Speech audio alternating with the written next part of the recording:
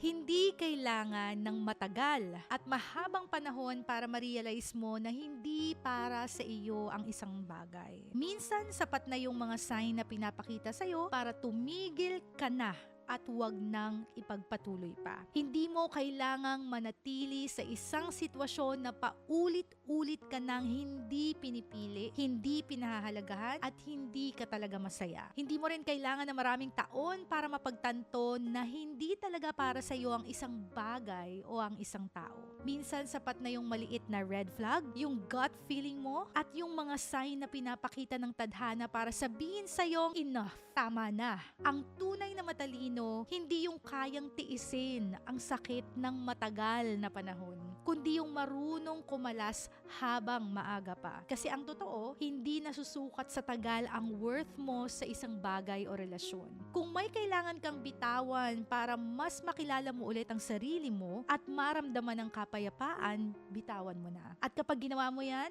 hindi mo lang pipiliin ang tama, kundi pipiliin mo rin ang sarili mo. What do I mean when I say these things? I just want to tell you na hindi mo kinakailangang magtagal at magtiis sa isang relasyon na sa una pa lang napakarami ng red flags. And we all know what are those red flags. Alam mo, ako naniniwala na lalo na tayo mga babae, 'di ba? Malakas yung feeling natin, malakas yung intuition natin, malakas yung pandinig natin, yung nakikita natin, at alam natin kapag ang isang tao ay medyo red flag, yung mga ano na siya, pa-pink na siya, pa-red na siya.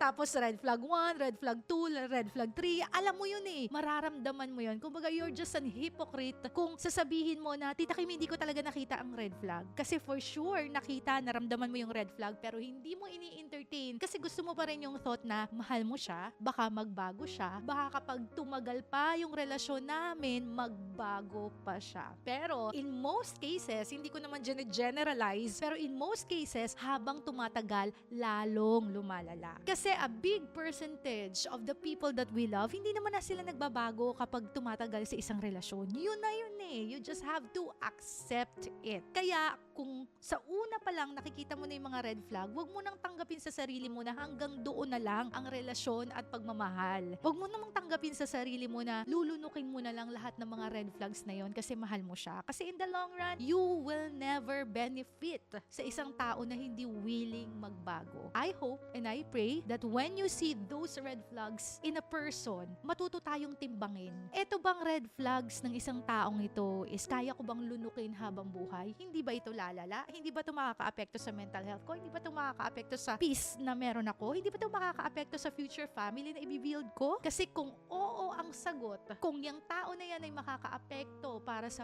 future mo, sa magandang future mo, I hope ngayon pa lang at sa simula pa lang ng relasyon, say no and never compromise to people with a lot of red flags.